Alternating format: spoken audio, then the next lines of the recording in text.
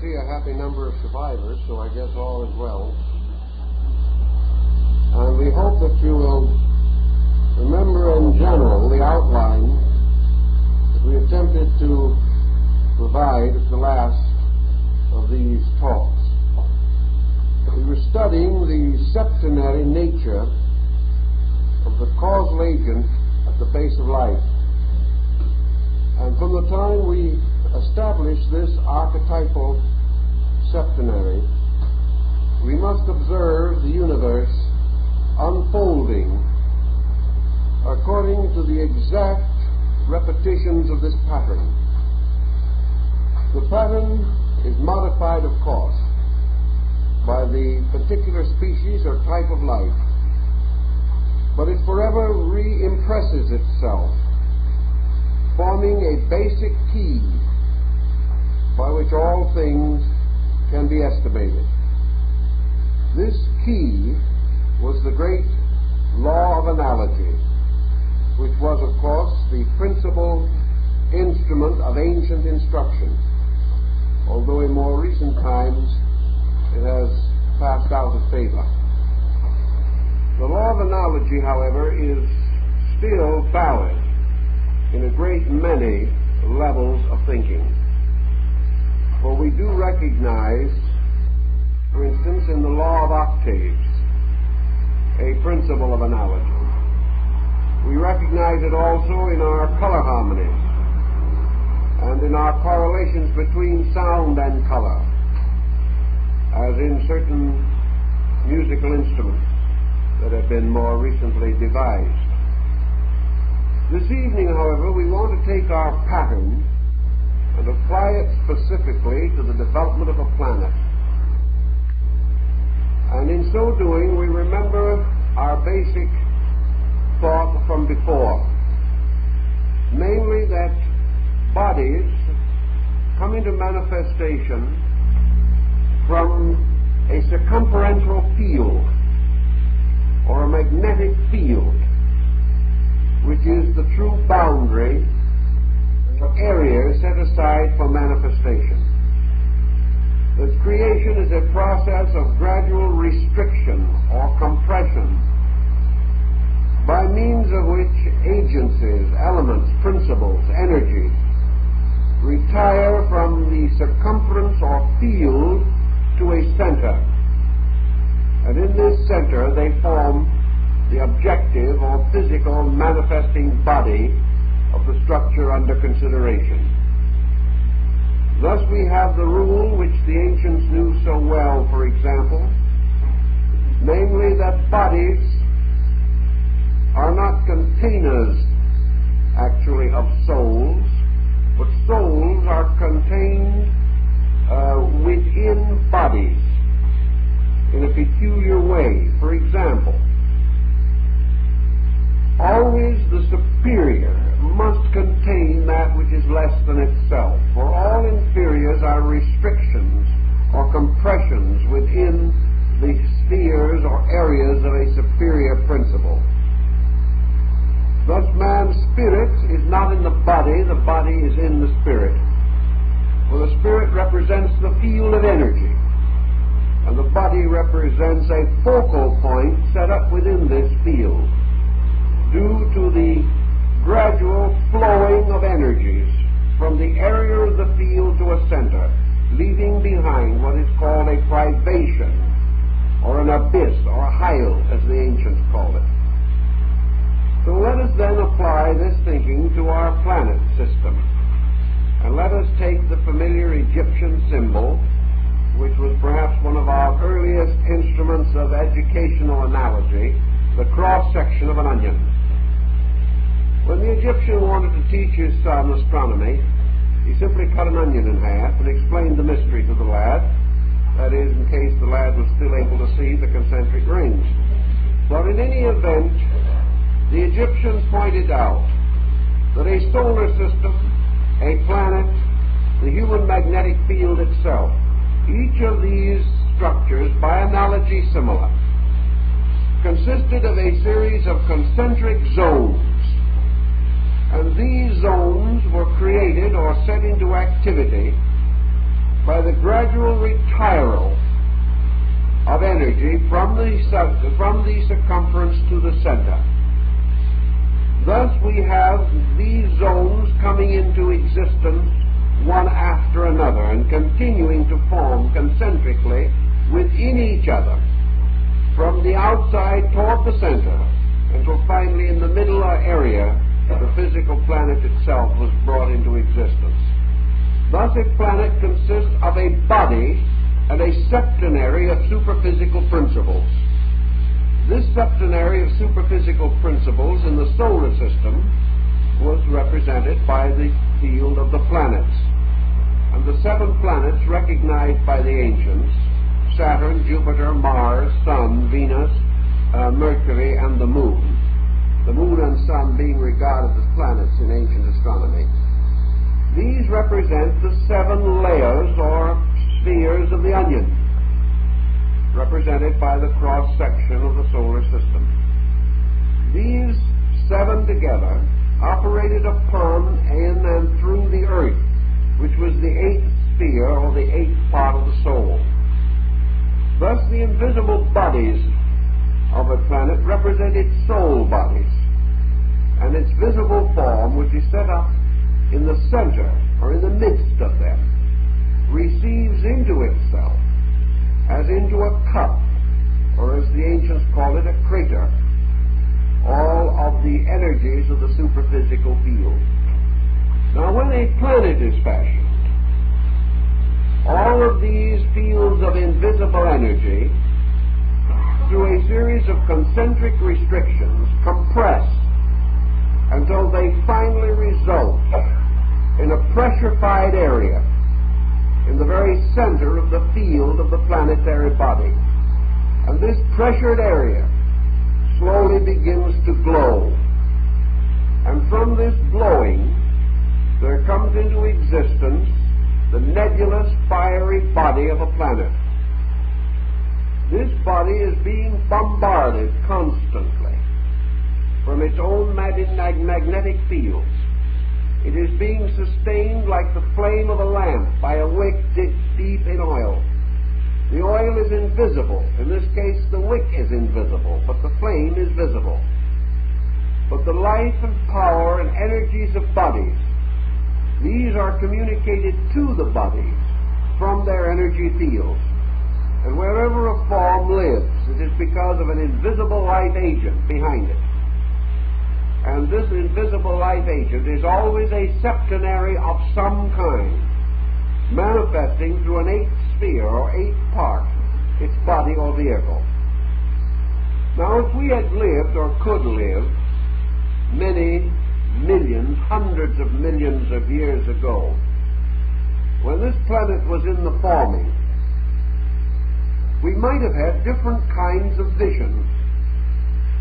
We might have looked out into space where this planet was going to be, and had we a certain kind of extrasensory gamut, we could have seen a tremendous radiant sphere divided into concentric rings of color like a circular rainbow.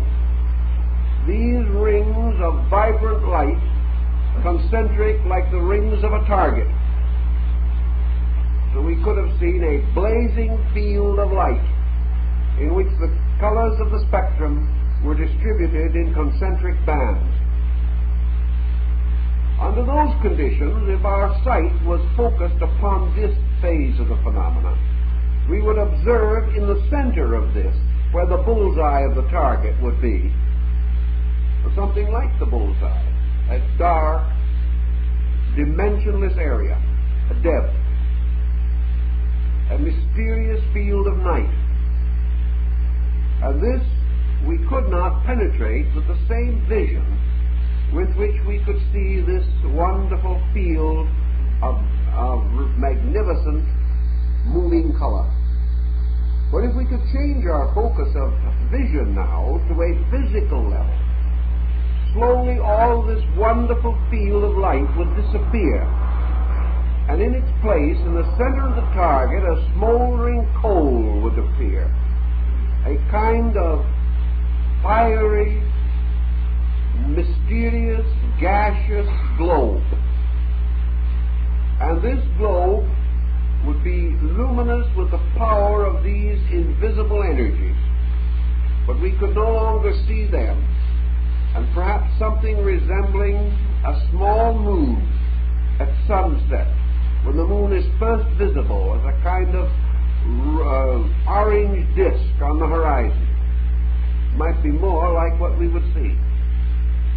And this the ancient scientists and the more modern scientists believed to have been a planet in a molten state.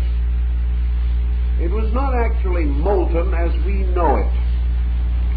It was a living entity gradually beginning to build bodies and drawing these bodies from the field of energy around it and making the body visible by consolidating the elements which compose it, compressing them.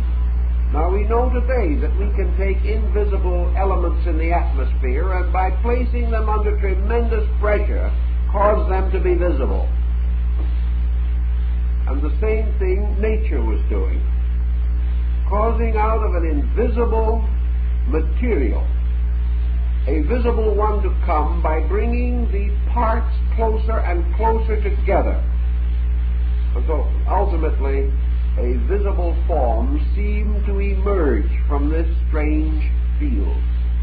And it emerged from darkness because the eyes that could see the form would not be able to see the light field behind it or around it. Now this form, which was to be our planet, we'll say for the moment, was of perhaps the solidity of a gaseous vapor. It was something that could support no life as we know life. It had no mountains, rock, earth, anything that we know. Were we placed upon it, we would fall through it into space. It was simply a field of semi-visible energy. Gradually this process of consolidation continued. And through great periods of bombardment from the magnetic field around it, forcing it, making this globe continuously smaller, and in so doing, forcing the particles in closer and closer relationship to each other. And these particles coming under the controlling power of element binders, ether, energy fields of ether. Ultimately, this ball began to take on greater and greater solidity. Now this ball was moving. It was rotating and revolving. The primary motion that concerns us was the rotation. Because as these elements and substances increased in density, rotation seems to have caused them to move toward the polar fields. Perhaps one of the reasons being that the rotation was least rapid at the polar area and most rapid at the equator. Therefore, the friction between the surface of this field of energy, the globe, and the outer space wall around it, the friction was greater at the equator, lesser at the pole. In time, this mysterious nebula, as in certain nebulas that we see in the sky today, took on a kind of what we would call dumbbell shape. It was in this case a vertical dumbbell, with its axis, the handle, running upward, hypothetically, toward the pole star. And this dumbbell consisted of a darker, a more semi-solid shape, still existing within the globular field of mist, or of this nebulous agent, which was the field of its formation. And ultimately, in the motion of this, we begin to see on this energy field globe, this kind of luminous mist body, what astronomers perhaps recognize today as the polar cap of Mars. We begin to see an area gradually differentiating from the general appearance and forming the primary indications of solidity, the arising of the solid in the midst of the dense. Because solidity, in a strange way, is the opposite of density. In the creation of these two solid zones, like caps on the two polar extremities of this luminous disk or luminous globe, we also find a parallel in the development of the fecundated ovum, in the development of the embryo. When the cell fission begins in the multiplication of the cell to form the body of a human being or of an animal, the first division of cells takes place at the north pole of the original cell. And this division results in a gradual development of a cap-like structure over the pole, a single layer of cells that also ultimately becomes a multi-layer structure and extends downward around the boundary of the cell. But all cells begin to multiply their cellular structures from their polar caps. And the same thing happens, or happened, with the planet. By degrees, this area of so-called solidity appeared and became increasingly solid and hard, forming two gradually increasingly dense islands, one at the North Pole and one at the South Pole.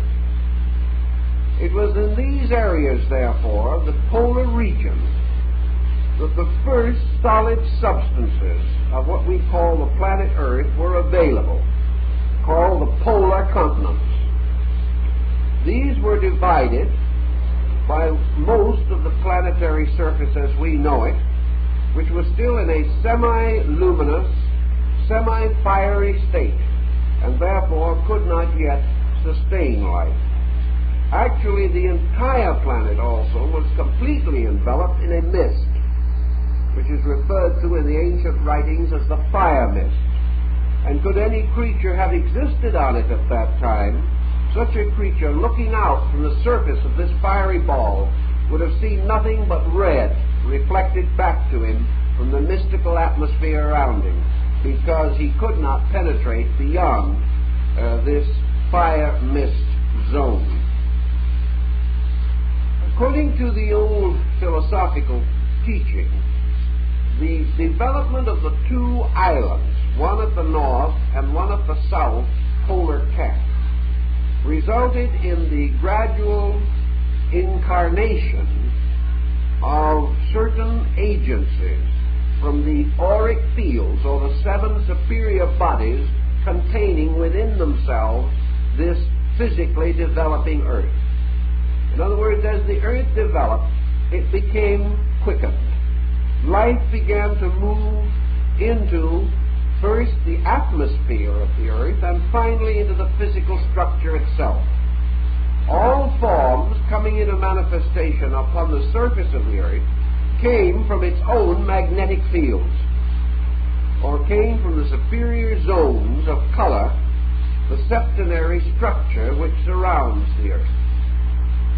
At the beginning, of course, these forms that were built or were gradually fashioned out of these substances had to have the same material substance in them as their world. Therefore, as the ancient reports tell us, in the beginning beings existed that seemed to be more like flames than anything else.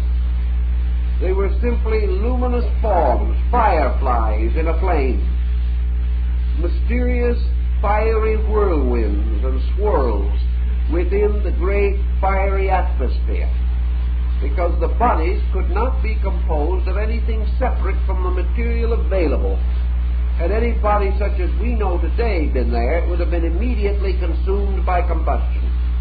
It couldn't exist.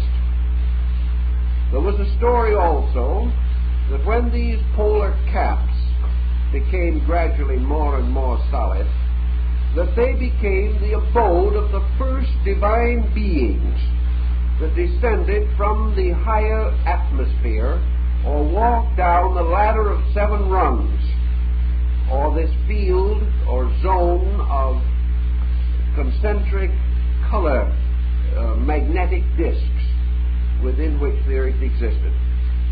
This original North Polar Cap was also referred to as the imperishable island, the abode of the gods, and is recognized by the Mongolians and Tatars as being the site of the mysterious Shambhala in the Gobi Desert of Mongolia. That here was the imperishable outcropping of Azoic rock, the mother rock, the parent rock of the whole earth, the oldest substance there is. And this, of course, also became the basis of the first continent, the first development of a region or an area in which life of some kind could begin to develop. Now, there's been a great deal of question and thought as to how life reached the Earth. Recent researchers in the outer space balloon ascensions and things of that nature, the stratosphere explorations, seem to indicate the existence in space, that is, in the space around the Earth, of free spores which have an eternal existence in space. In other words, space itself, as we call it, is filled with spore-like seeds that can be attracted or brought within the area of a planet. And therefore that all planets can be, and probably originally were, given living organisms out of this spore field of the sun itself. Not only does the sun supply the nutrition, but the sun sustains free seeds in vacuum. And these seeds, being constantly present in space, planets and bodies moving through space, draw these within their atmospheres, and these seeds and spores fall upon the planets and begin their evolutionary development. Actually, the older teaching tells us that these spores were oozed out of the superior bodies or the invisible forms surrounding the material planets. And this would not in any way be inconsistent with the scientific thought. Now, how did these forms begin to develop upon the Earth? Obviously, the Earth had to pass through various stages, and in each of these stages, different types of forms made their appearances. Some of these forms probably lasted a few million years, perhaps some of them 1,000 million years. But the endless changing in the structure and in the pressure, the atmospheric conditions, and the temperature of the Earth resulted in a continuous modification of these forms. Needless to say, the earliest and most ancient forms survived the longest, because actually in these earlier forms there was less compound. They were simpler structures, and compounds are the things which ultimately produce wear and tear or destruction.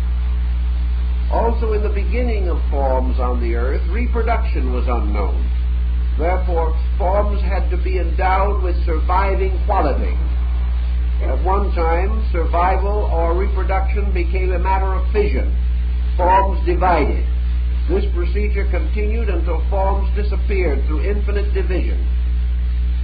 Later to this form dividing procedure was added a new dimension, namely the power of the part to grow or develop and become equal to the total. This was an entirely different type of development. Later, propagation consists of exuding egg-like structures from the surfaces of these forms. And we had a very complicated problem of how formal life began on the planet. Actually, it seems to have had its primary beginning in the process of decay. Wherever we have stagnation, the scum or film that gathers on water, wherever we have decomposition, we have the emergence of a living organism. And in the elos, as the Greeks call it, or primordial slime of space, a decomposition took place from which life came. Life in this case, of course, being formed, beginning to develop instruments for the embodiment of the energy fields behind it. Now, in the atmosphere of the Earth, we have these 7 orbits. Therefore, in these 7 orbits, we have a certain number of life forms developing. As far as we are able to know, in this evolutionary cycle, the life cycle of form generation on the planet resulted in the emergence of 4 essential types. These 4 essential types are what we call the mineral, vegetable, animal, and human. These 4 types seem to exhaust that part of the septenary body of a planet which seeks embodiment in its own physical structure. That there are 3 other orders of life relating to the planet, we know, but these other 3 orders of life do not appear physically. Therefore, they were believed by the ancients to represent angelic, archangelic beings, invisible creatures of a higher order than man, but creatures which do not become embodied and are visible, therefore, only to the mystical apperceptions or invisible faculties of the human being. But 4 orders of life certainly began to develop upon the physical earth as we know it. And these became one by one the instruments for the manifestation of the invisible powers of the rings or orbits that form this concatenation of worlds behind the physical. Now these bodies began to compound almost immediately. We had the mineral, and then we had the plant. And in the mineral, we had a single organism, a single body. In the plant, we have 2 bodies, because we also have a mineral body, and now added a vital growth factor. In the animal, we have 3 bodies. And in man, we have a 4-fold differentiation. For in man, we have mineral, vegetable, animal, and human. And yet, although these 4 are combined within man, there is still around him a world containing these other kingdoms. All minerals, therefore, are not tied up in the body of man. All minerals are not tied up within the body of plants. Some minerals are in plant forms, some are in animal forms, some are in human forms, and some still remain mineral. Thus we have these lower kingdoms, or these evolving forms, existing both free and in compound. Now we know also that these various mineral elements must have their own cycles of evolution. And in the kingdoms in nature around us, this evolution is involved in their incorporation into the structure of higher divisions or racial levels or type levels of their own kind. Thus, for instance, a mineral cycle of evolution is attained by a mineral first in its mineral state, secondly becoming incorporated in a plant, third by becoming incorporated in an animal, fourth by being incorporated in the body of a human being, then retiring back to the disintegration of these bodies to its own root. We have a complete evolutionary arc for the mineral consciousness to its compounds. Now we also have a complete arc for the vegetable consciousness, because we have the vegetable consciousness free in its own nature as a vegetable, then passing into compound with an animal to form the vegetable structure of an animal body, later becoming involved in the human, where it becomes part of the vegetable structure of a human body. But now we have one missing. So the plant consciousness has to proceed to a plus X, which we do not see at the top.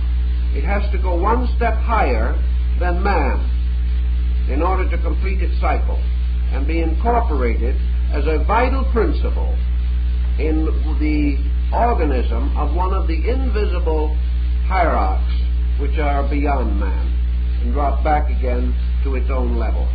And so we find the body or elemental principles evolving through compounds, just as man does. And the development or evolution of these is through their association with superior organisms. A simple example of what we mean, perhaps, would be the example of the person and the dog. The individual who has the dog for the pet gradually creates a sympathy with the dog. The dog's own evolution and growth is certainly advanced by its association with the human being on a constructive and sympathetic level. The dog becomes apparently almost human in its intelligent reactions, such as the seeing eye dog. It seems to take on amazing capacities and abilities. Yet actually it remains a dog. But through intimate association with the magnetic field of human beings, the animal's own growth is intensified. Just in the same way as man believes that through becoming mystically or spiritually attuned to a superior level of life, or brought into more intimate contact with great spiritual beings or gods, that man through this association also has his growth intensified, or is carried further upward in his own evolution by association with superior levels of consciousness.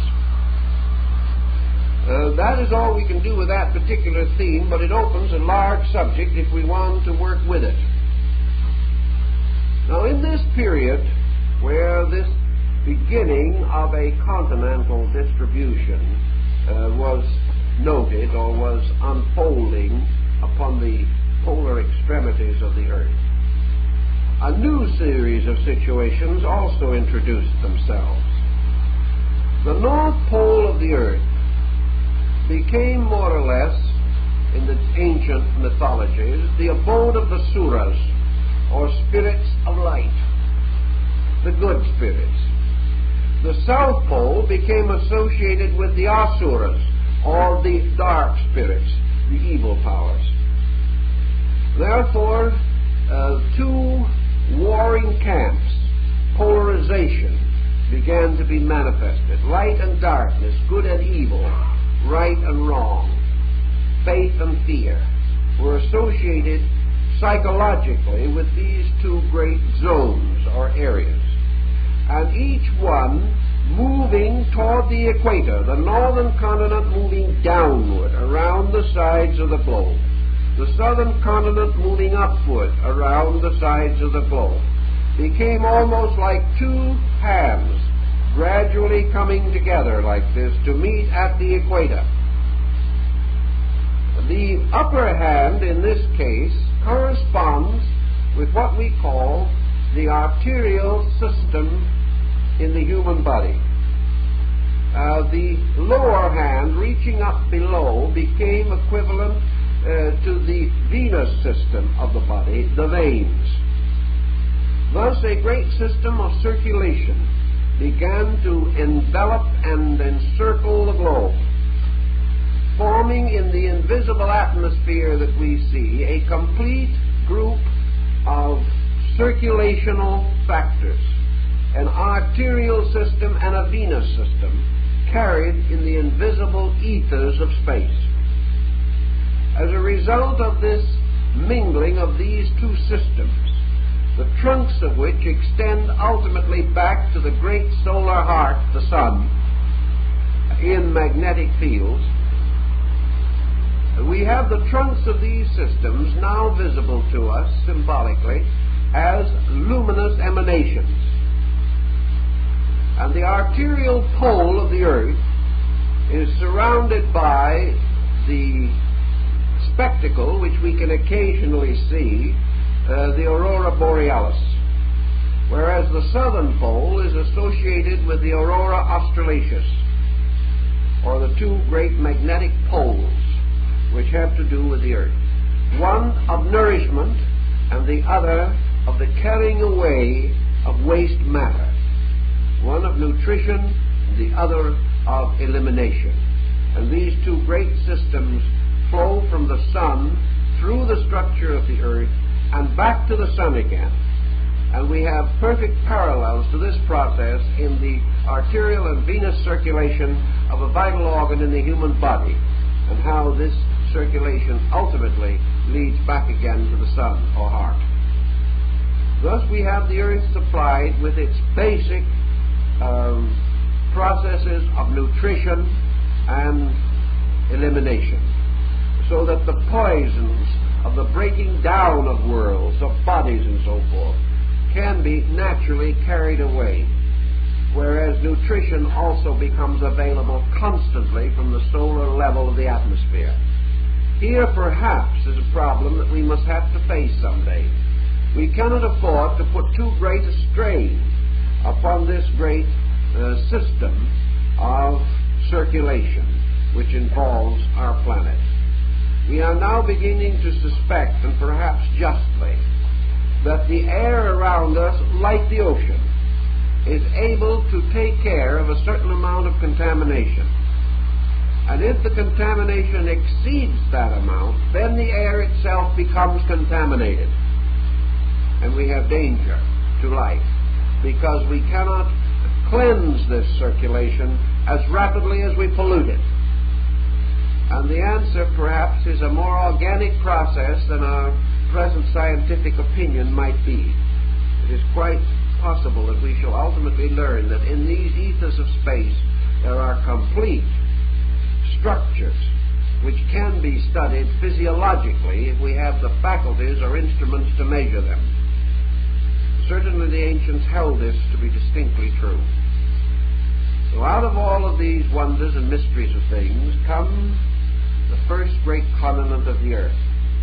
And a continent is a diffusion or distribution of habitable area, and usually ocean, or some form of, humanly speaking, uninhabitable area. And the first great division, which was to become the sustaining power of the first race of mankind, was the great Polarian diffusion, which is measured up to the time in which the Polarian geographical, geological distribution reached its zenith, or reached its maximum. In that time, we have what was called the first continent. And the first continent, in all probability, consisted of nearly the entire area of the earth. There was probably very little water as we know it, because the combustion and heat would have made water almost impossible. And from a philosophical standpoint, it is necessary that the first continent should have included every square inch of land that could possibly appear in any of the others. Because the first continent is archetypal. The first continent is the true continent. Just as the Adam Kadmon, or the archetypal man, is the total man. And humanity individualizes within him, but he is not divided. Thus the first continent is the total continent of the earth. And continental forms change within that continent. But that continent never dies, never ceases, never ends, as long as the earth continues. All other continents are modifications of it. In the same way, the first race of men passed through all the modifications of the other 7 or the other 6 major races and the 7 times 7 sub-races. Yet the parent race never dies. Nor does the parent race retire into some far corner of the earth. The parent race is forever buried in its own progeny, forever continues through all the manifestations of itself. So the first continent continues always as the basic foundation of continents. And here the first species or type of life which we know gradually manifested itself. As we have a special discussion coming on another evening relating to the types of life developing on these continents, we want to limit our particular discussion tonight to the continental distribution itself. Now, in those days, such records as we know indicate that the Polarian epoch, which probably extended into a period of several hundred millions of years, that the Polarian epoch moved from the time when the first solid Earth appeared until the maximum degree of surface crystallization was accomplished. This surface crystallization formed a crust of comparatively solid substance over the surface of this field of energy that was swirling as a flame in the center of the orbit of the planet. Later, this crystallization continued to go deeper, and we find the gradual formation of the earth itself, the ancients telling us that in contradiction to the general belief of the geologists, that the hard core of the planet did not come first, but last. For the planet must do the same thing that everything else does. It becomes more and more formal as it descends into the crust which formed its surface. But within that surface is another solar system in reverse, moving toward the core of the planet. And this core of the planet, again, corresponds to space. It corresponds to the highest part of the solar system. So we have a very curious structure, and of course no one up to the present time has ever been able to explore the substance and elements composing the core of the planet. In any event, the Polarian species or period with its form of life supplied only a very uncertain environment for the development of living things. These living things had to be without any structural form such as we know. Therefore, they could leave no bones in the rocks. They could leave no fossil remains. They could leave no trace of artifact of any kind, because nothing could have survived the vicissitudes of heat and combustion that distinguished that era. Thus the ancients tell us that these creatures that were beginning to move into this fire mist were called children of the fire mist. They were like the Nibelungen people of the Nordic myths. They were creatures composed of luminous fiery bodies, like the salamanders of legendary. They could live in the fire, just as surely as there are beings that can live in the combustion heat of the sun, but they're not like ourselves. But these bodies and souls living in the fire mist of the Polarian world had very slight environmental advantage. There was nothing they could do except to project forms from their own levels of consciousness. So in these creatures, as in the embryo, which recapitulates this whole early evolutionary process, the consciousness of the incarnating being was not in the body, but the body was a projection of that consciousness downward into a state of sleep. Thus, if the being that created the fire mist form, or was projected into it, had any awareness of it at all, it was the awareness of a sleeper, imagining in his sleep that he was floating in flames. He would awaken periodically and find that he was awake in another world, and it had only dreamed of the flames. Buddhism also points out the rather interesting possibility that all bodies, all informants, are a kind of dreaming. Certainly this would be the case in the primary structure of the Polarian epic. So these beings were simply learning how to manipulate the subtle substances of their world.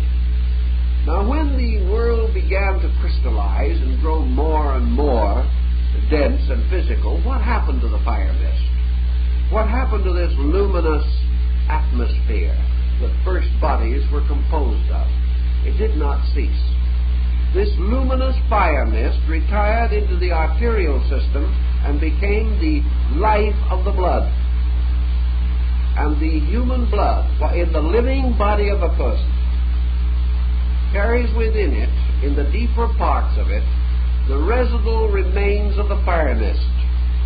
It has to remain, just as man's facial structure still shows the rudiments of gills derived from the time when he had to live in an atmosphere that was mostly water. So all these ancient parts never die. They retire into specialized attributes and become associated with levels or degrees of man's present growth and culture. In the beginning of this period also, we see the beginning of the differentiation between fire and water. For gradually this tremendous combustion striking outer atmosphere, physically, coldness, the strange coldness of the cosmic night, seems to have produced a mysterious fluid out of space, a mysterious substance resident in the magnetic spheres of energy. And this was precipitated to form water. This water, as it precipitated, striking heat, gas, combustion, formed terrible outbursts and also masses of steam, as we find in the story of the Nordic sagas, where in Ginnungagap, the cleft in space, the flame giants and the frost giants, through their elements, formed this terrible combustion, and from it was fashioned the body of Ymir, the frost giant of the ancient Scandinavian creation myth. In any event, gradually this combination resulted in the rise of the second great order of the world. And from the Polarian cycle, or the Polarian distribution of continental area, came forth the Hyperborean, which was a Greek term meaning a land beyond or above the winds. It was generally assumed to be a land north of the habitable area which the Greeks recognized as their own homeland. But in the ancient philosophical concepts, the Hyperborean distribution, or the second great continental organization, was not due to something being added, but due to the fact that certain parts of the Polarian world sank. That is, they disappeared from the surface appearance of things, leaving the outlines of scattered continents. Other areas that had previously been one were broken or fragmented to form perhaps islands or smaller chains. And by degrees, this formation moving further southward, we find that water began to flow and mingle with land to begin the structure of oceans. These oceans in almost constant turmoil. These oceans filled with volcanic vents and horrible combustions constant, so that the surface of the earth was now no longer essentially covered with a strange fiery glow, but now with a white cloudy steam, ooze, a strange humidity filling everything. And it was this humid type of atmosphere which enabled the release of the plant germs that were later to become involved in the evolution of the planet. At that time also forms and organisms began to take on plant type of life. We are told in the ancient writings that the life at that time was reminiscent of what we would call fungus. It was this like the great toadstools and mushrooms, but they were fantastic in shape, much more sensitive and highly organized than what we know today. And these forms of life grew quickly, grew some of them to considerable size, and were frequently destroyed in the tremendous combustions of nature. Therefore, forms were forever engendering and forever being destroyed. And in this procedure, the plant process of reproduction began to appear, because these forms had to reproduce or become extinct. And nature, never permitting the extinction of its purpose, began to create the problem of the seed, the possibility of these lives perpetuating themselves in one way or another. And in this we have the Hyperborean species, symbolically represented by blind giants, titanic forces, forces of tremendous strength and power, but with comparatively slight organization.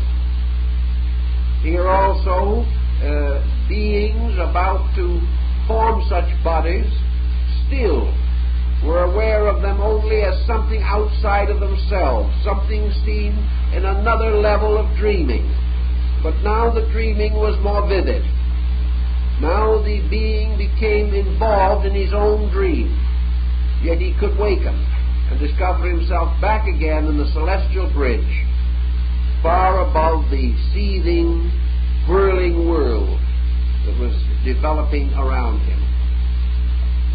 This went on for a great period of time, and the combination of the cooling effects of these forces, of humidity and water, the gradual development of what we call decay or disintegration, releasing life, plant life. We have the third distribution of continental area, which is called the Lemurian.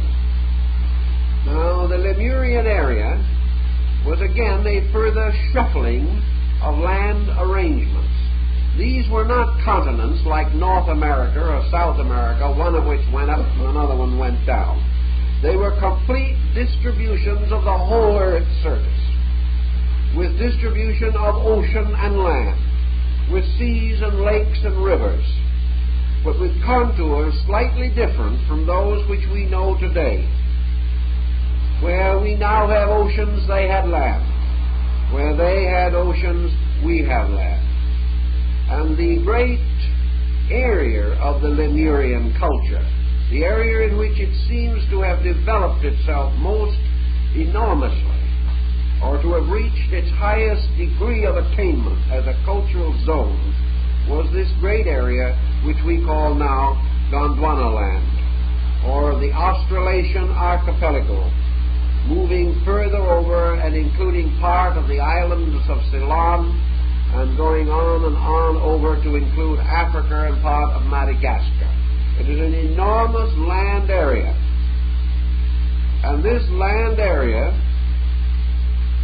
was the home of the transitional forms which began to develop into capacities to possess or hold life within themselves. It was at the time of the great Lemurian epic, or the Lemurian age of the earth, that the first ensoulment, or the first true quickening of the human form took place. The early part of the Lemurian epic was animal, and it was during this period that the great order of prehistoric monsters came into existence, as described by Bezoros in his Chaldean cosmogony. Here, for reasons that become more apparent as we proceed, nature went on one of its strangest sprees to produce mosquitoes 1.5 feet across, to produce bats with wing spreads of 20 feet, to produce, as the small school boy said, the great monster, the Brontosaurus, and his little brother, the Dinkysaurus. But in any event, to produce all kinds of strange creatures. This was the time of the mastodon, this was the time of the pterodactyl, and all the weird beings and creatures of this nightmare. Creatures 60 feet long with brains no larger than those of birds. This was a very strange world. But why did it happen? Are we going to find any reason that we can think of for this? One of the things that apparently was happening is that nature was beginning to move its resources toward the production of an instrument capable of being used for the total embodiment of the compound of mind, soul, emotion, and the body faculties or functions. To achieve this, nature apparently first permitted form to run wild.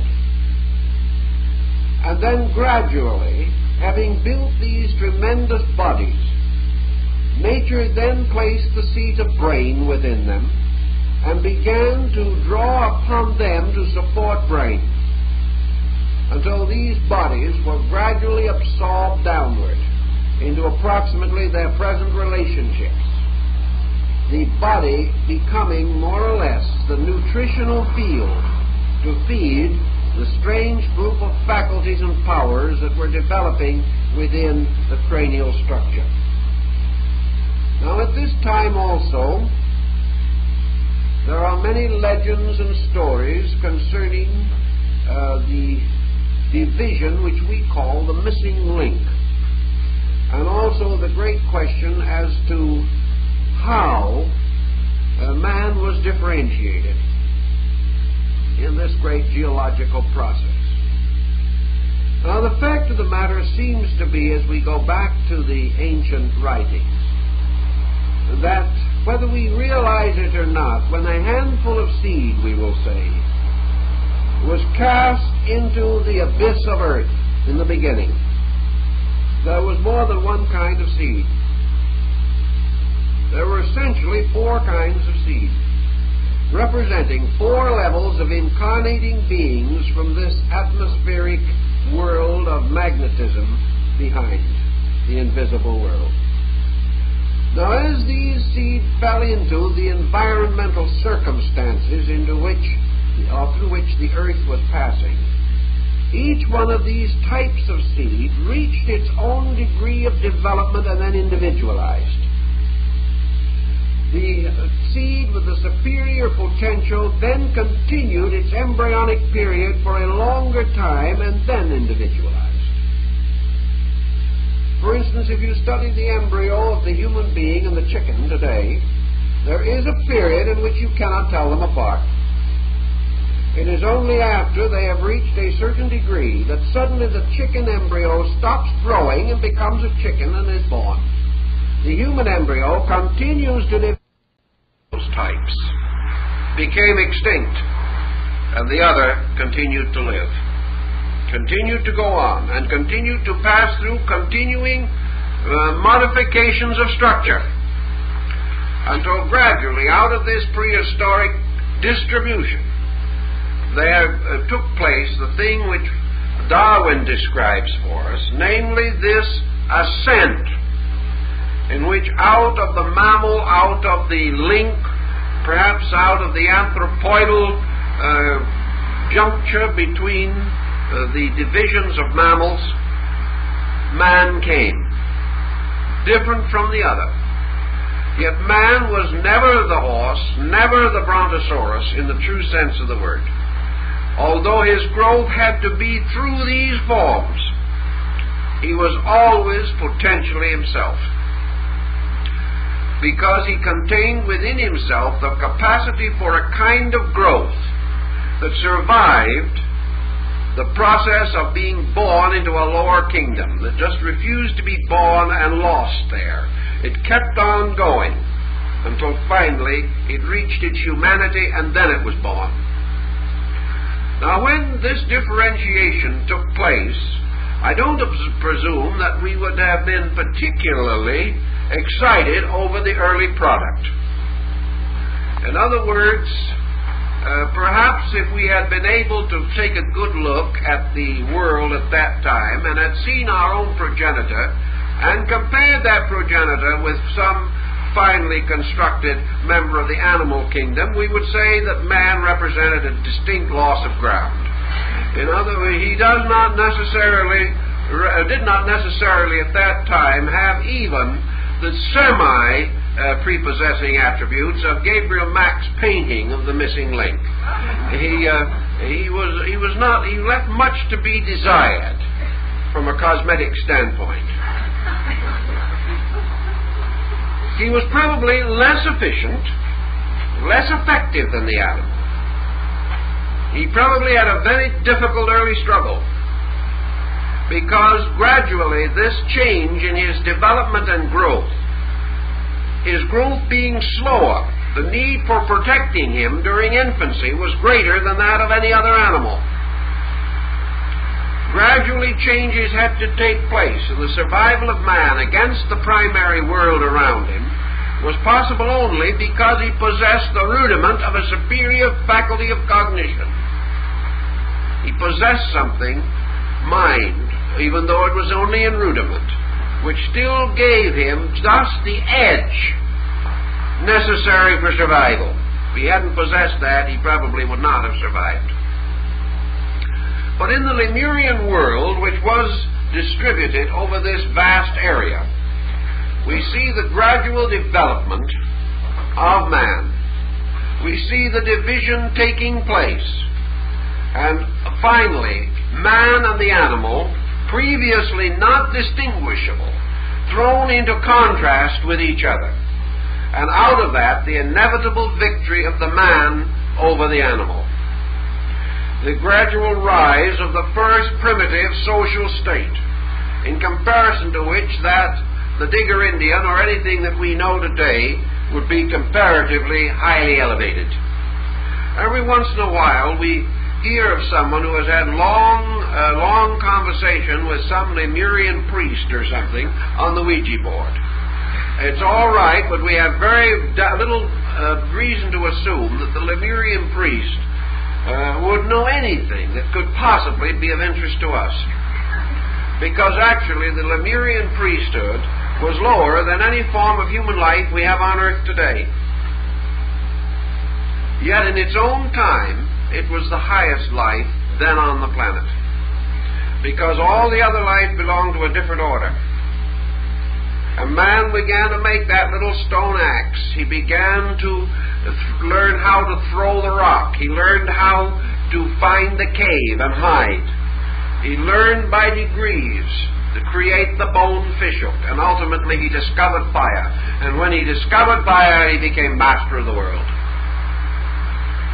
So, in these days, man and the animal looked very much alike. They ate the same food. They lived in the same range. They struggled for the same values. And according to the ancient traditions, there were many strange commixtures. In those days, the rudimentary patterns of man and animal interbred, as there was no clear vision, no clear distinction between them. And out of that interbreeding came monsters. And out of these monsters, as Sanchroniathon tells us, came strange creatures that ultimately perished away, because wherever a monster of this kind was born, like the hybrid, it was sterile. And therefore orders of life began to disappear. And we have a very important study back in there, but it's going to take a long time to unravel it. because still we are dealing with situations in which your fossil remain is of very little value. Your fossil remain cannot give you, in the early Lemurian period, very much that could have survived. In the later Lemurian period, perhaps those first fragments that we now honor so great, such as the Pithecanthropus erectus and the Piltdown man and the Neanderthal man, and these bone fragments that are our only link, but which do tell us that man has been here as a human being, potential at least, for millions of years.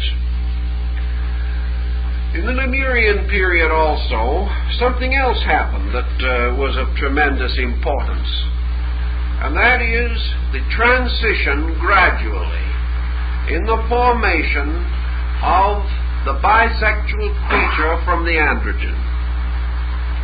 Nearly all primitive forms of life, as we explore them, and even today rudimentary forms of life in water particularly, are androgynous.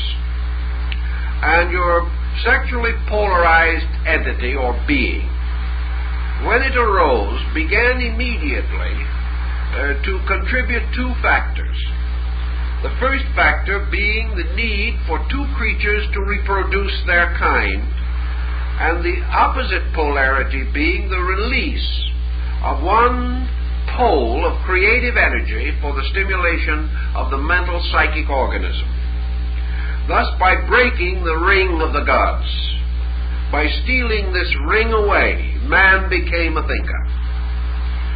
By breaking the circuit of generation within himself, he became dependent upon another creature to complete generation, but he also became capable of thought.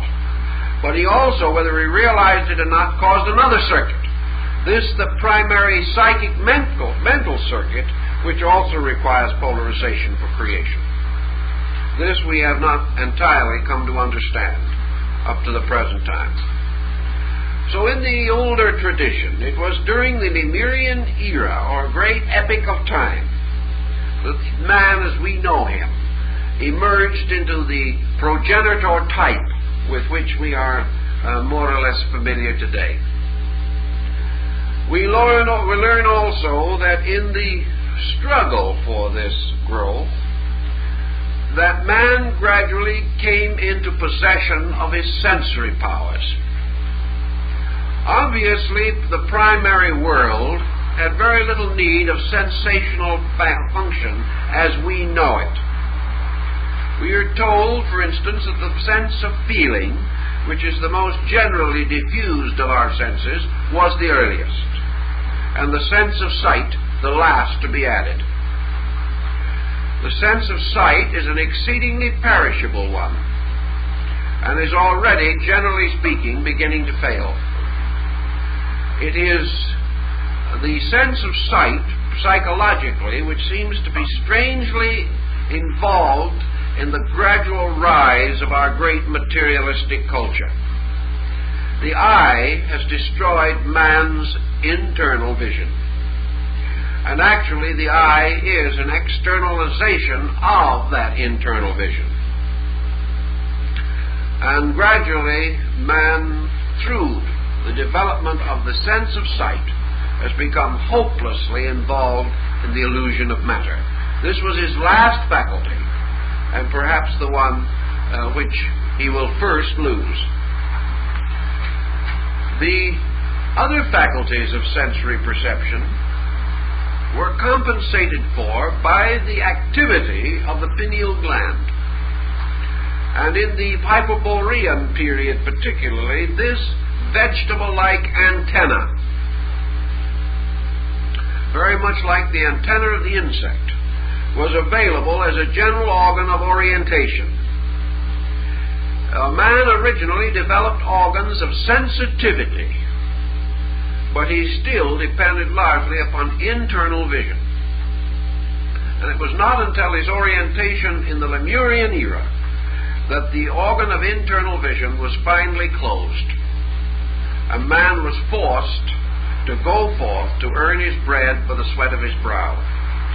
He was launched into the material world, and what had previously been his inner life, or his contact with the causal sphere behind, retired gradually into this condition of folklore. This is also repeated in the small child, who possesses certain psychic faculties until it reaches from 5 to 7 years of age, when these faculties have a tendency to disappear. They disappear particularly as the development of the skull closes the sensitive area at the crown of the head, which lies directly over the pineal gland, or the ancient third eye. Now we have this Lemurian area, this vast distribution of land, producing gradually a primitive people. This primitive people began to cultivate certain values and virtues, but we begin to realize another problem. Here is a world gradually coming into existence, a great experiment in the retort of nature, a world in which man was already old, but not as man, because he was old as the protoplasm, he was old as the plant, he was old perhaps as a geological creature back in the early days of prismatic crystal forms. But he was there a long time. But he was also being moved. And the ancients were of the opinion that during this long cradle land time of man, that it was necessary for him to have been under certain guidance, under certain leadership or direction. And this was particularly true when finally man made this strange jump in the dark, which is said to have occurred at the time, approximately the middle of the Lemurian epic. At that time, the being which was awake and alive on the magnetic planes behind the physical earth, which had previously only experienced its body as a dream, suddenly fulfilled the Narcissus myth, suddenly enamored of its new form, fell into it and was drowned in matter, and was no longer able to escape back. It was descending like the child into material birth. Prior to birth, prior to quickening particularly, the being is in a condition to work upon its body. But once this quickening occurs, the being is locked in the body in a state of total unconsciousness. And from there it must gradually escape, fighting its way first to birth, then to growth, then to maturity. It must force its way through this wall of matter. Now in the ancient times it was believed, when this great balance was achieved in the Lemurian epic, and the humanity that we know, the true humanity, first made its complete step into a primordial human form, was locked therein and went to sleep in this thing which preceded the Cro-Magnon, preceded the Piltdown man. This thing that was much like an animal, perhaps could not be told from one. This human being was locked in that, this human potential. Then, according to the ancient writings, came the period in which the gods, or the celestial teachers, the leaders, those who were the keepers of mankind, began to appear as the shepherds, as the keepers of the flocks. And we had the setting up of the great empire of the gods, and the establishment of priestly orders, or of esoteric hierarchies, the purposes of these being to guide humanity through the long darkness of embryonic development and infancy. These were therefore the fathers, the Petras, the great ancestral ones, who are said to have come from the moon and from other distant places, and became the keepers of men. For just as the human being must be guided into birth and through the darkness of total infancy by its parents, so the whole race of human creatures had to be guided into birth and through infancy and through early adolescence by the establishment of the great orders of rulership. These orders of rulership were originally the priest-king orders. They became the basis not only of spiritual government but of temporal government. But most of all, they were the parents. They were the ones who knew, the old ones, the sages, who became the prophets, the teachers, the messiahs, the guardians of this world half-born, which could not yet lead its own way into light. So when man became man, then became the need for the setting up of the great protective instrumentation, because man possessed greater power than any other creature that had been fashioned. Therefore, the danger of man misusing this power, of destroying himself with it, had constantly to be faced. And higher orders of life, represented in the ancient writings, the gods of the Puranas and the Vedas, these deities moved in as the keepers, as the custodians, the shepherds, the psychopompus of souls, and became now in our legendary the gods who walked with men in the beginning of things, the angels who were in the Garden of Eden, who taught Adam and Eve. All these mysterious references to the great teachers of the prehistoric era, not the ones we know in more modern times, but the ancient ones who are now myths almost, the great Manus of the first cycles, these strange dim figures of the god mortals, and these great form of the invisible government of the planet that slowly assumed proportion and took over the management in the darkness when men could not govern themselves. So the Lemurian epic became important for this rocking of the cradle that was to finally produce the next great order of things. Now, the Lemurian era, according to what record we have of it, was finally broken up, disrupted, shattered by tremendous earth convulsions. It was in that time that the primitive world was shaken to pieces. Perhaps those of you who saw the musical film that Mr. Disney did, in which Tarkovsky directed the music, in which the prehistoric world and its monsters were represented in animation, will realize something of this idea that there was in that time a great shaking and shuddering of the earth, or as the old records of the East used to say, the Great Mother turned, lay upon one side and then upon the other, and in the course of turning shook worlds from her back. And this is the thought that is concealed in the idea. And out of this tremendous change and shifting of things emerged the fourth great distribution, which we call the Atlantic Empire, or Atlantis, the Poseidonian world. Now, most people, the moment you mention Atlantis, get an idea of an island out in the Atlantic Ocean. That's it. But that is only in the terms of geology or the geography or geophysics of our problem. That island, the island of Poseidonis, was the last stronghold of the ancient world. It was not the great Atlantis. It was the remnant. It was the last part of the great empire to be shaken into oblivion. Atlantis was actually a diffusion, like all of the other continents. A part of Southern California was above water in Atlantis during the Atlantean period. Part of Russia, most of India, practically all of Mongolia was above water.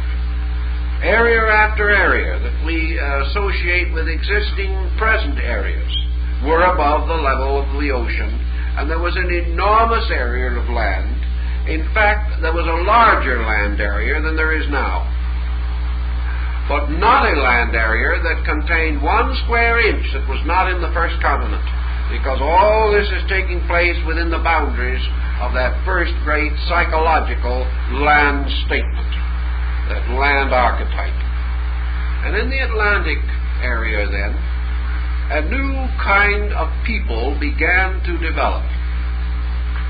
The Lemurian progenitor had reached a certain degree of growth. We will explain this problem of the emanation of racial groups later. All we want to do is to move the general theme as much as we can. The Atlantic distribution did not immediately center in what we call the Atlantic Ocean area. The Atlantic distribution seems to have centered originally in many of those parts of Asia, particularly in the area we call China. And here, and in many other parts of the world, sporadic developments of peoples began to be marked. These peoples grew more rapidly, individualized more quickly, and of course, what is important about them, they brought with them, under the guidance of these teachers that we have mentioned, the adept fathers, the great ones, they brought a new level of organization, and the Atlantean had already begun his rise as an intellectual being. The Lemurian man was still sort of fighting for survival with nature. He was in the process of orientation. The Lemurian man was perhaps equivalent to the small child, whereas the Atlantean was reaching out toward that glorious age of human adolescence. He was reaching out toward growth, expansion, power, and everything of that nature. And he attained it. And he moved from one part of the world to another. He drifted into certain commixture with the previous Lemurian factors. He continued to migrate considerably from one part of his world to another, until finally, at the height of his control of the planet, he was extended practically over the entire Earth. He was divided into many groups, into many orders. He was a diffusion of peoples, just as we are a diffusion now, extending with many sub-races and divisions all over the planet. But just as certain nations, certain empires, certain areas seem to rise with us, we might say, for example, that the island of Posidonis could correspond with North America in relation to the rest of the diffusion of our present world order, or the great island continent of Australia, or one of these enormous land areas. And by degrees, the Atlantean Empire, the great Atlantic distribution, was eroded away. It did not disappear in the same way that the Lemurian world disappeared, by great shudderings and shakings. It seems to have been chewed away around its circumference over great periods of time. Some feel that this chewing process was due to the rotation of the Earth and the banking up against stratifications which were to be mountains. Mountains probably already existed, but perhaps due to the rotation of the Earth, the Atlantic Empire began to erode away, began to fall off, break off here, break off there, until, according to the description left by Solon, at about 12,000 years BC, nothing remained but the island of Posidonis. This area which had become the final island empire of Atlantis. Now that does not mean that no other Atlantic empire existed, that all the rest had disappeared. But it means the cultural diffusion, the psychological body of Atlantis, had disappeared gradually, broken away. Now, when a nation breaks away, when a country breaks away today, what does this mean? It doesn't mean that it just simply falls off and vanishes. The usual cause for the breaking up or breaking away of patterns is the infusion of a new culture from somewhere. Something begins eating on it. And about 1 million years ago, in the upper highlands of the Trans-Himavat, the Arya, or the people of the law, or the chosen ones, began to migrate down the great Indo-Gangetic plain from the north and began to move into the suburbs of the Atlantic Empire. These people found numerous values and relationships as they went along. Little by little, they eroded away the Atlantean psychology wherever they conquered it, wherever they contacted it, because they were newer, because they represented a progressive step in the individualization of peoples. And so by degrees, the rise of another tide of nations, another tide of races. Little by little, the Atlantean Empire was constricted.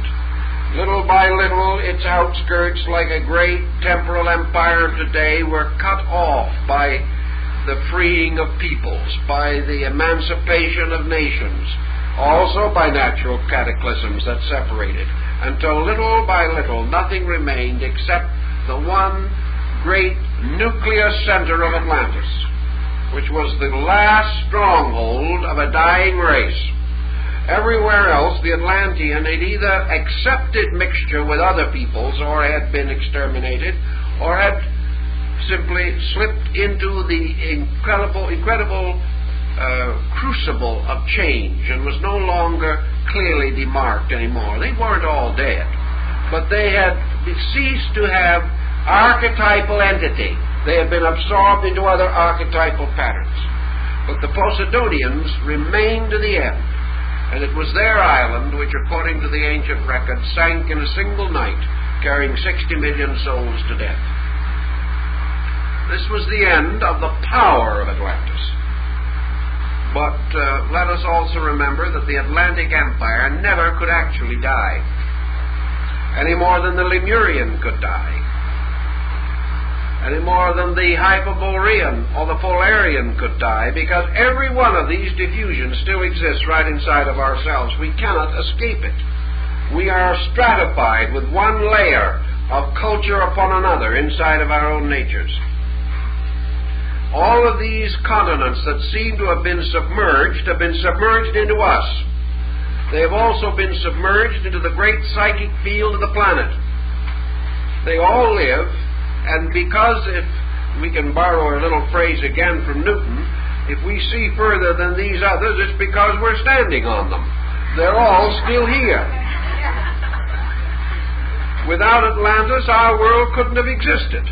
So behind and within every Aryan movement is an Atlantic root. And somewhere that Atlantic root has its taproot going down into the Lemurian soil, because man has no break in his growth at all. But every condition that exists in a certain age is submerged in succeeding ages, as a new surface is constantly added, pressing the other back, but forming out of this tremendous pressed back content the whole great psychic field of the internal of the individual. So all these things continue to exist and to function and to have their bearing. And every individual of our race has a submerged Atlantis inside of himself, with all the other trimmings that go with it. Now this loss of the Atlantic world ended the great cycle of material growth of man. For it was in Atlantis, in the fourth great field cycle, that actually humanity hit bottom. Now, we may not like to think that that was possible. We prefer to think we're hitting lower than they ever succeeded in hitting. But that is not factually true. Man is already in the evolutionary arc. He has already completed the involutionary period, where in the Atlantic era he reached the greatest degree of the densification of his own organism and the greatest consolidation of focalizing of energies upon the material vehicle. He is already beginning the great program of release. This led one of the ancient authors to point out that Atlantis produced many great geniuses on a scientific level, but it never produced a philosopher, because the reflective mind had not been born. The reflective mind came with the great rise of the Aryas. And this migration of peoples is also very interesting and carries with it many points that we should remember. Now, we wonder, for instance, how humanity, one people, one type of being, can manage to get itself into such a confused social state. It would not seem possible that humanity could be in such trouble. After all, why don't we know we're all brothers? Why don't we start with that premise? That would be all right if it wasn't for Kepler's observation of the significance of the time equation. Time is what has made enemies of us all in the course of history. For time has played a peculiar trick on everything that lives and on everything that generates itself. We know, for example, that from the hinterland of every racial root, races pour out in waves. They do not all flow at once. In every group of people, there are a few pioneers that start out. When we decided to conquer the West, everybody in the East didn't move west. The ones that moved west were the adventurers, and also, to a certain degree, the malcontents of various kinds. Some wanted for crimes, decided open country was the best. Some were tired of the limitations and restrictions of the old way of things. They were looking for adventure, for fortune and fame. So a certain level peeled off of our eastern life and went west. Now, after 25 years, a west was built that was different from what had occurred in the beginning. And a west that needed shops and merchants and stores began to develop. Whereupon another group peeled off from the east and moved west to meet the first group. When the two groups met, they both came from the same place, but 25 years later they met as strangers. Each had now had a completely different group of experiences. The man who had gone first and opened the way kind of resented the fellow that came along and profited by it and hadn't done anything himself. And the man from the east coming out at that time was a little leery of the chap with a gun on each hip. That was something he'd never seen before. Now imagine that instead of a little simple problem like this, that we'll take the motherland of a race, and we'll say that at a certain date, date 1, out of this nuclear center, a surplus group, either that can no longer be fed or can no longer be maintained in an area that is without great advantages, which was the case in this particular instance, a superfluous group, maybe 500 people, 500 families perhaps, maybe 5,000, who knows. But anyway, this group moved out, and in this particular case moved south. Tumbling down over these great mountains, found very pleasant, fertile plain with good land, good material, perhaps a few aboriginal peoples from earlier life race cycles. And of course, immediately we see what happened in the case of the Indic, where we find the development of the Vedic literature, which was full of early admonitions to prevent these new people from becoming anthropologically involved in the sediment of earlier races into whose area they moved, and therefore created the uncaste, the outcast, and all this type of thing. But in any event, here these people come and they settle. The climate is different, the land is different. 10,000 years pass. By this time, most of the culture is different. Even the religion is now a religion of tradition, constantly modified by new local circumstances. Perhaps the old religion was one of great privation. The individual had to be very strong in order to sacrifice himself for the common good. But in this new lush area where these people had settled, there was no sacrifice. So religion changed, culture changed, art changed. These people became a very much adjusted group. Even the color of the skin changed because the climate was different. Clothing changed. The memory of the ancients was all that was left, and that memory, passing from generation to generation, was deformed by lack of formal perpetuation, no written record in those days, until even the legends didn't fit together anymore. But everyone was satisfied with the whole thing. And then, you see, after this 10,000 years, up in the hinterland of the mother root, another migration starts out. Now, these two migrations, if they ever meet, are going to meet as total strangers. They're going to have nothing in common. If the first migration had carefully preserved the records of the motherland, they would still be no better off, because 10,000 years of change had occurred in the motherland also, and that wasn't the same anymore. Those who came forth in the second migration could have been given a perfect description of those who had preceded them 10,000 years. They would never recognize them, because the descendants did not look the same.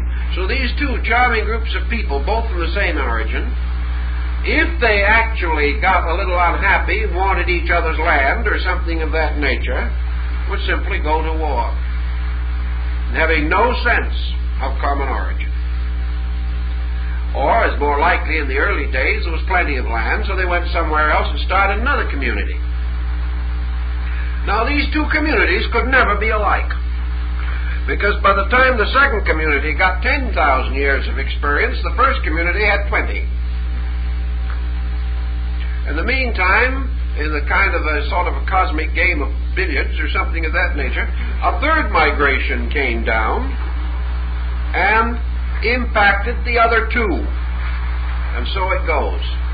Periodic migrations over a period of 1,000,000 years, moving downward relentlessly, finally reaching so much congestion in the nearer areas that it was necessary to push further to get this new land, to go on and on.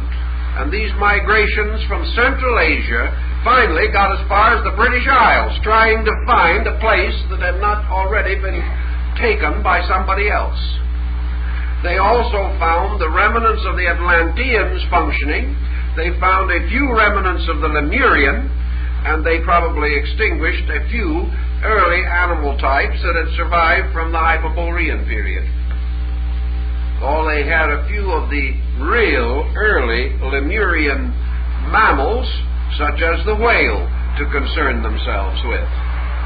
So here was a polyglot, all starting from a unity, with the sense of unity completely lost. And by degrees, we find this great Aryan diffusion of worlds, which was again a great distribution. This Aryan diffusion is now nearly 1,000,000 years old. We know that whether we recognize it or not, it is changing.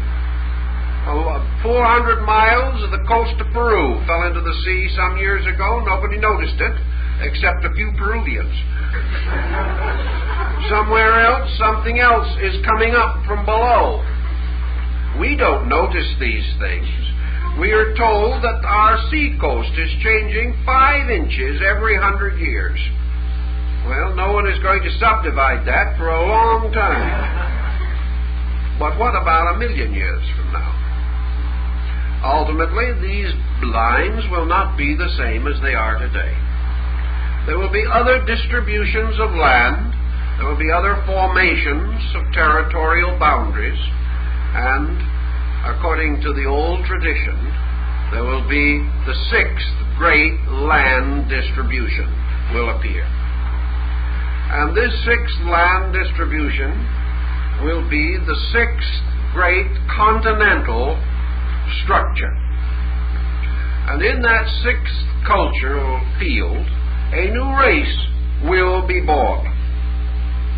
A new race in which a new type of being, human in appearance, but with a new psychology of life,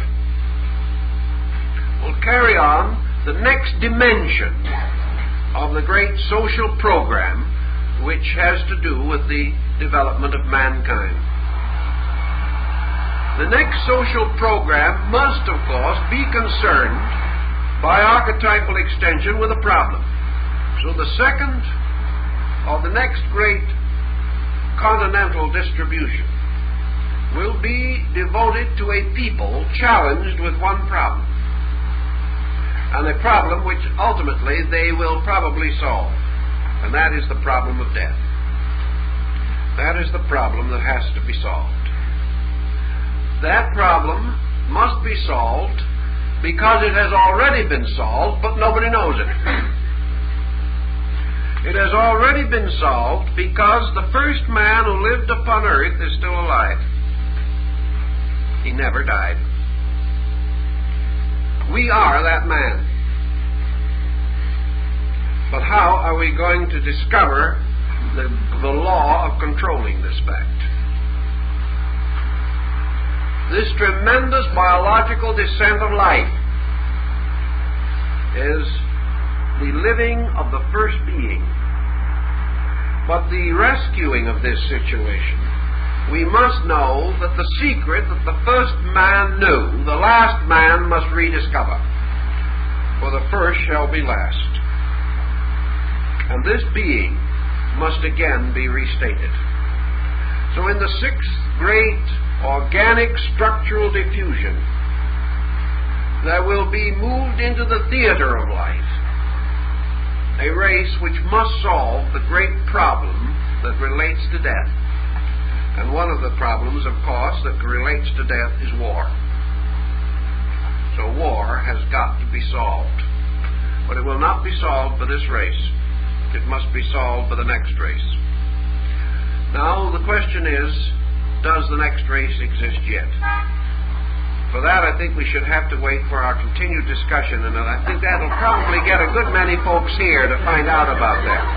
But now to go on to another subject, which is not related to this phase of it, but to the fact that the sixth continental distribution, this is continents that we're primarily concerned with, the sixth continental distribution apparently will center in the great area which we now call the Trans-Pacific Basin, extending from the western part of the United States to Asia, and this great western area.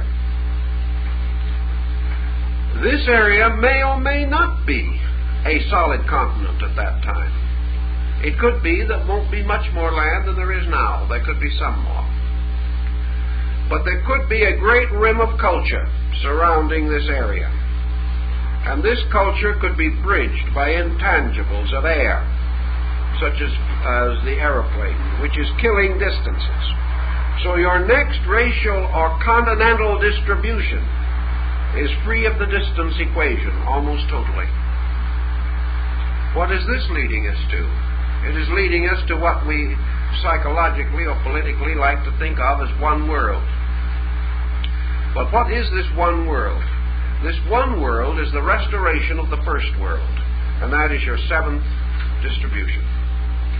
In the seventh distribution, everything that was locked archetypally in the first must have reached maturity, must have released itself, because in this seventh cycle of each of these great arcs, there has to be the Sabbath or the great day of rest.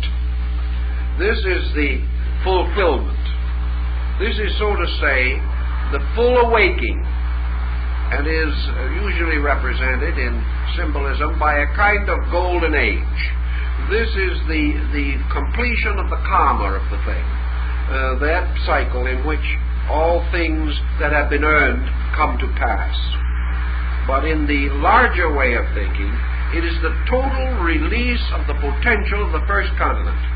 Now, when the seven continents are complete, the earth is born, because all of this growth of the planet takes place within the embryonic field of the magnetic sphere.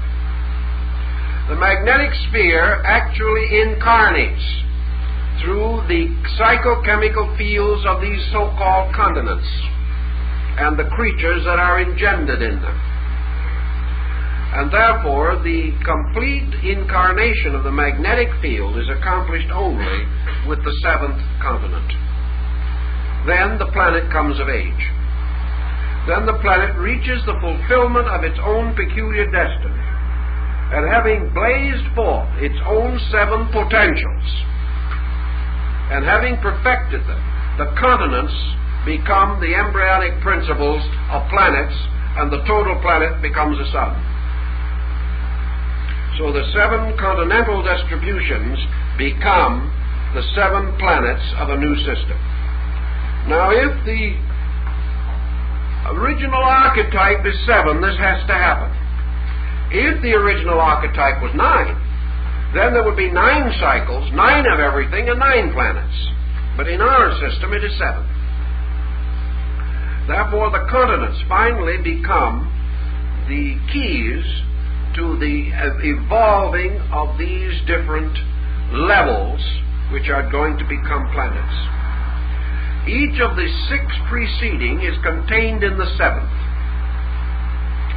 And the 7th and its complete pattern being a totally expressed potential. There is a very interesting alchemical reference to this particular situation, in which it is shown how the metals, which are, of course, the symbols of your psycho-alchemical mystery, also, of course, of your races, your continents, every septenary that exists in nature, where these coming together form themselves into a kind of star. And out of the 6 days of creation and the day of rest comes the great 6-pointed star of the shield of David with the dot in the center of the Kabbalah. And here we have the 6 manifestations surrounding the central core.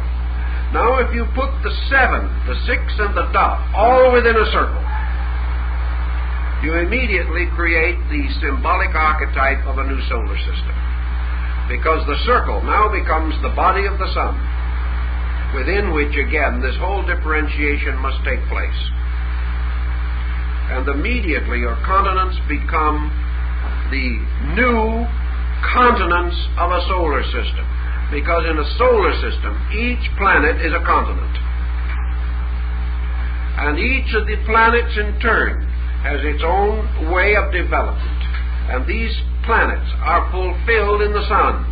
And in the 7th day, or the great rest, all of the planetary powers are fulfilled in the sun itself. And when the sun states its own total septenary with the planets, then the sun and the planets burst into a cosmic system. And each of the planets becomes a solar sun.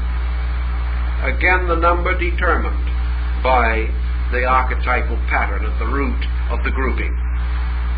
And there are many universal systems, and there are many cosmic chains, each according to different basic mathematical patterns.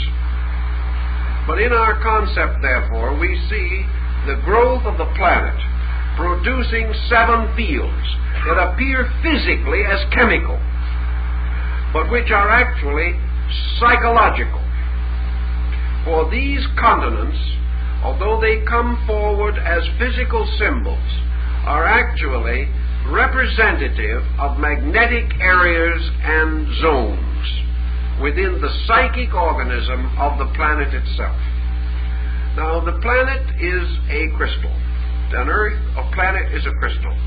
This crystal is composed of an infinite number of minute parts, united mysteriously and mathematically, and capable of being released only by shock or by fission, in which the broken parts become miniatures of the whole, all the way down through, just as in the breaking of crystals.